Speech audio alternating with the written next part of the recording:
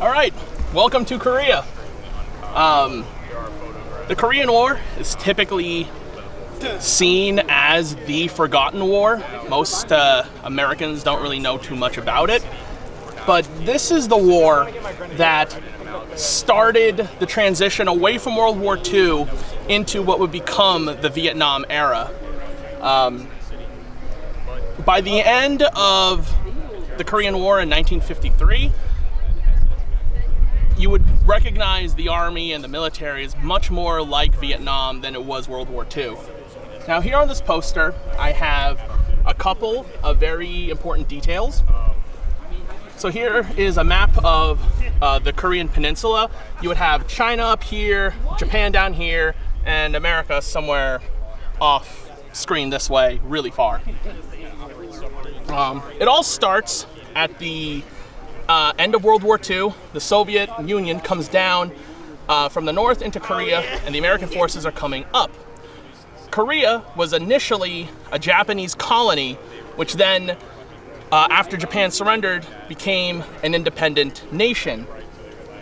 But with the Soviets in the north and the Americans in the south, it came with a very big political problem.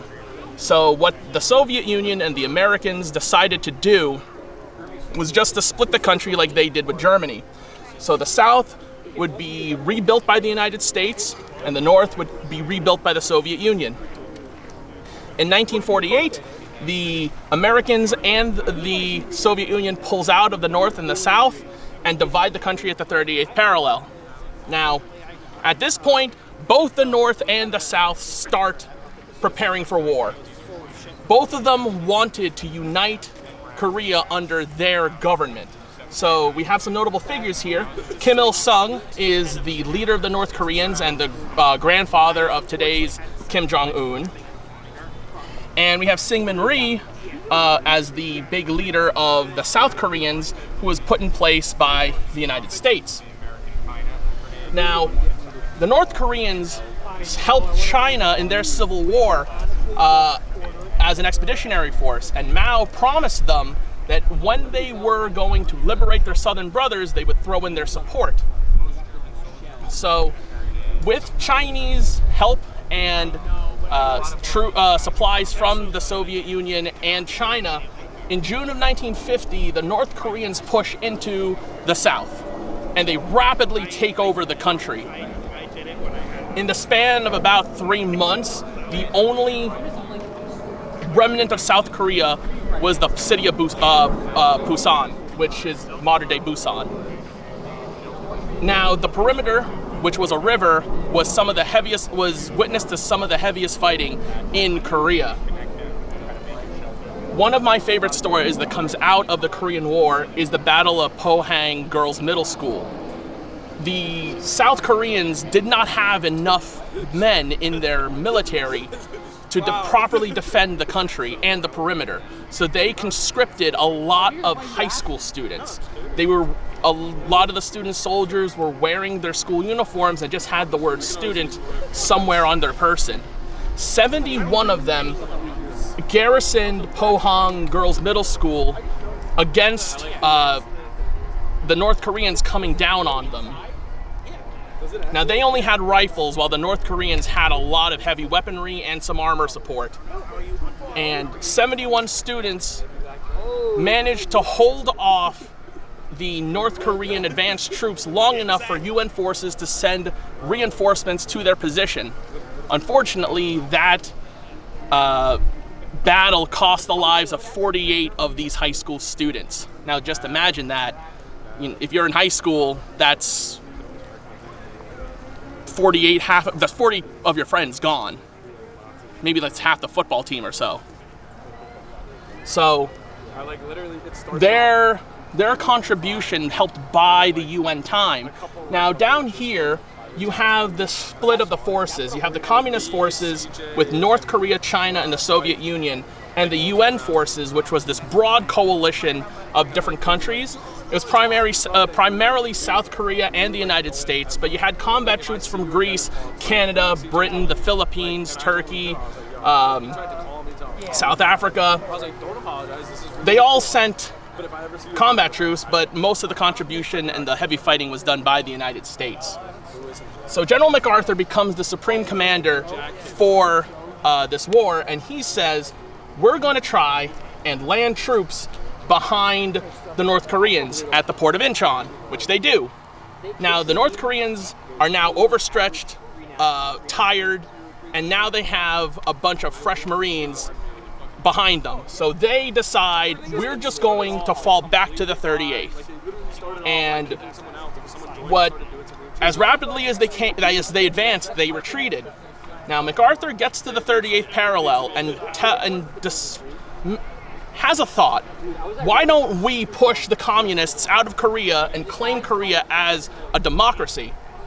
And he gets special permission from Truman to do this because Truman just wanted to maintain the border at the 38th.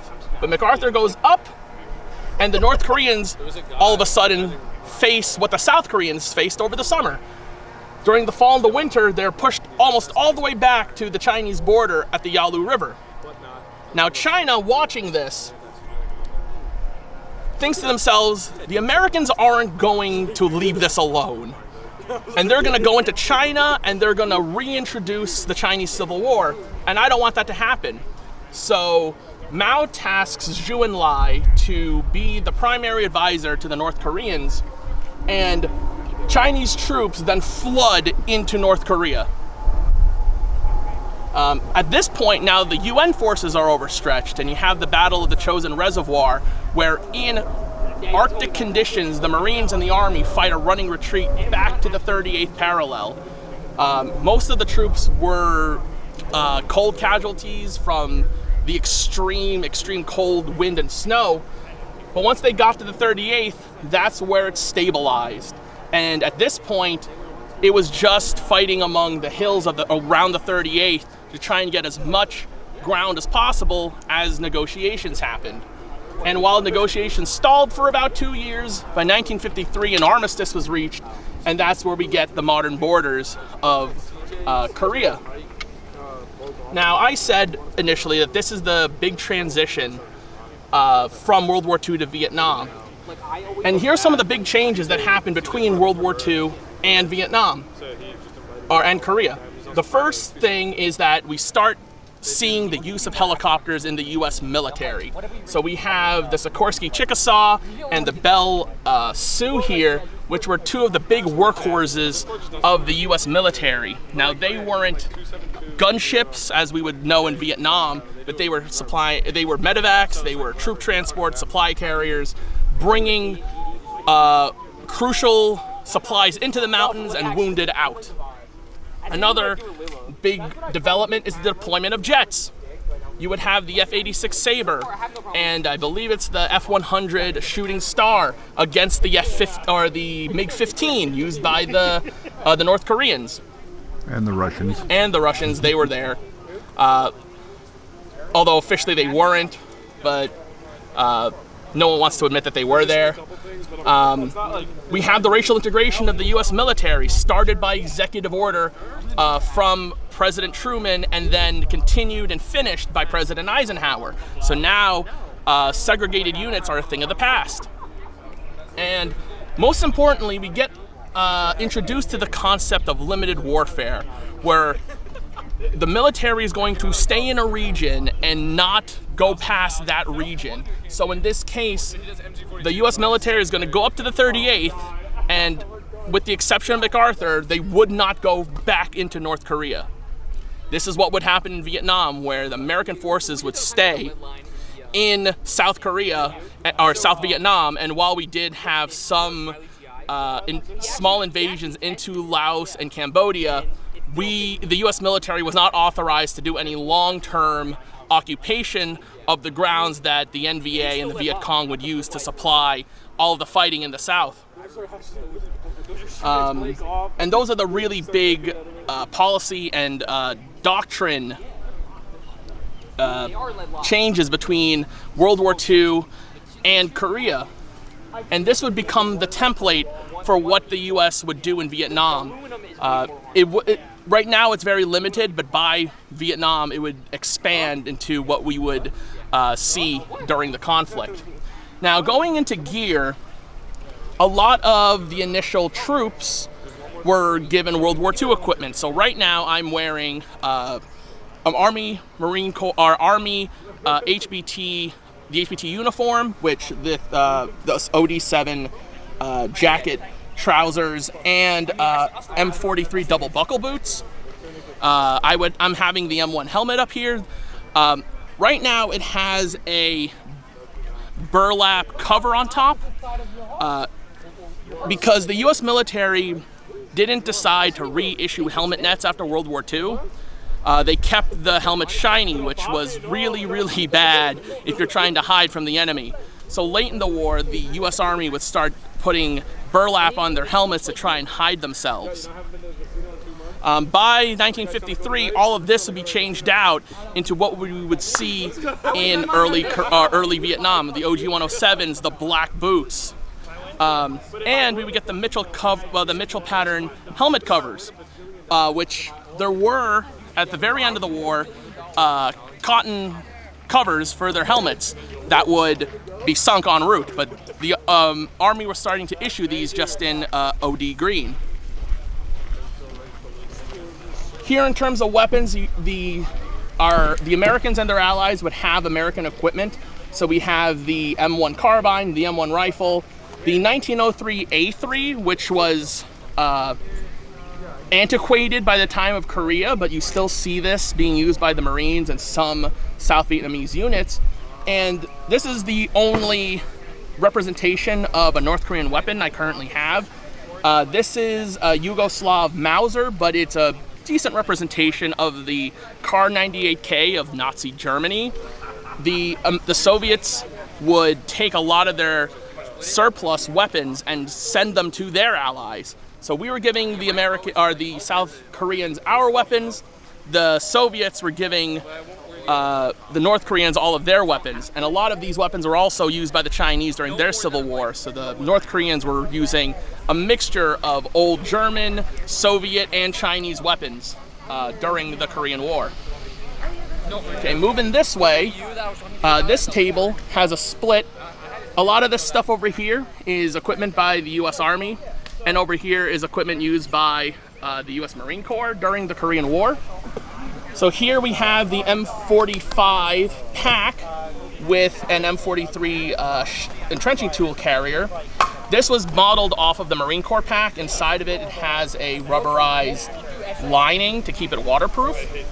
Here we have a World War II gas mask bag and gas mask, and while the Americans had updated their system, this was used by the South Koreans, so that's why this is here.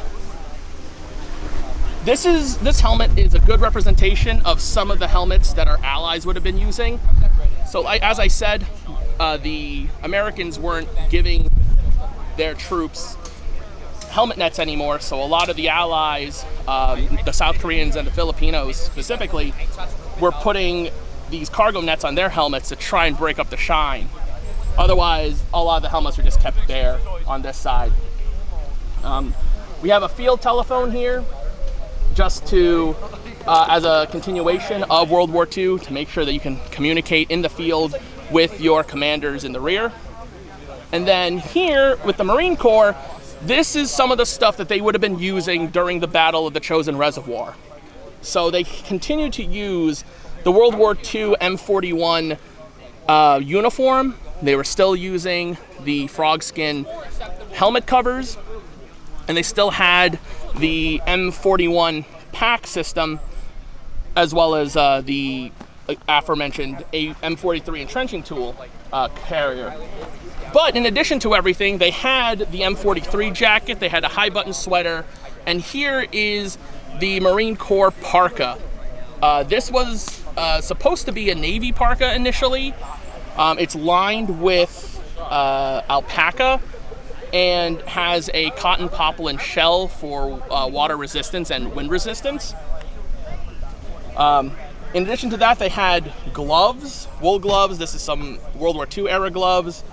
And then they had these wool mitten inserts plus these cotton poplin with the leather palm trigger mittens. so that you can keep your hands warm but also still fire your rifle. And unfortunately for the Marines, this still wasn't enough for them, and a lot of them became casualties due to frostbite and the cold. These are modern LL Bean boots, but these are a good representation of the shoe packs that the Marine Corps was issued during the Battle of the Chosin Reservoir. It has a leather upper and a rubberized lower, so that you have a waterproof boot. Like I said, while these helped, they weren't sufficient for prolonged use in the mountainous terrain. By the end of the war, the Army would get away from all of this, and they would move on to the M56 system, which was a much better system created from the lessons learned in Korea. The Marine Corps would start to move away from this. A lot of this was still retained up until the Vietnam War. But another thing that I don't have here is the issuance of body armor. You start seeing flak jackets being issued to the Marines and the Army. These would continue to develop into the flak jackets that you would see in Vietnam. So by 1953, all of this surplus World War II stuff would be gone and replaced with the very early equipment that you would see during the Vietnam War. So when I say that this entire era was a transition, this really was a transition, and this shouldn't be the forgotten war, because looking back, this sets up a lot of the things that unfortunately America would have to learn again during the Vietnam War. Now, to finish off this little presentation, I want to highlight a nice little story. So one of the most notable figures, going back to this board, during the Korean War was Staff Sergeant Reckless. So over here we have Staff Sergeant Reckless, who won 2 Purple Hearts, a Presidential Unit Citation with a Bronze Star, and Navy Unit Commendation Medal. And during the award ceremony, the Commandant of the Marine Corps personally organized and attended their awarding. And in here you'll see Staff Sergeant Reckless and her Marine Corps handler on the left. Staff Sergeant Reckless was a horse that was thoroughbred for racing, but was requisitioned by the Marine Corps during the Korean War to help carry supplies up and down the mountains because the vehicles weren't going to get there. And during one of the really big battles of the Korean War, Sergeant Reckless, under heavy machine gun and mortar fire, runs recoilless rifle ammunition up and down the hill, suffering 2 shrapnel wounds. And she continued to do this again and again and again for the Marines, saving them from being overrun by the Chinese. Now, at the end of the war, she was going to be left in Korea. And the Marines said, that's not happening. She's part of our unit. And so they devised a plan and made a fake muster roster to put on the troop transport, and they gave her a rank and a name of at this time was Corporal Reckless. And they got her on this ship, and this troop transport had the record of being the cleanest ship in the Navy at the time. Very proud of it. Didn't have that record after Sergeant Reckless showed up. She retired in Camp Pendleton, where she would get all the honors and all of the love that the Marine Corps would give her. She would eventually birth 4 foals, and there's a statue of her at Camp Pendleton right now honoring her service. She was just as a Marine as any other of the Marines there during the Korean War. She ate what they ate, slept when they slept. At one point, she was seen unfazed by artillery and machine gun fire off to the side somewhere after some heavy shelling by the Chinese, eating a helmet liner. And she became one of the most beloved figures of the Marine Corps to this very day. So, in addition to all of this big stuff happening, there's this nice little story of this Korean horse who became a Marine Corps icon.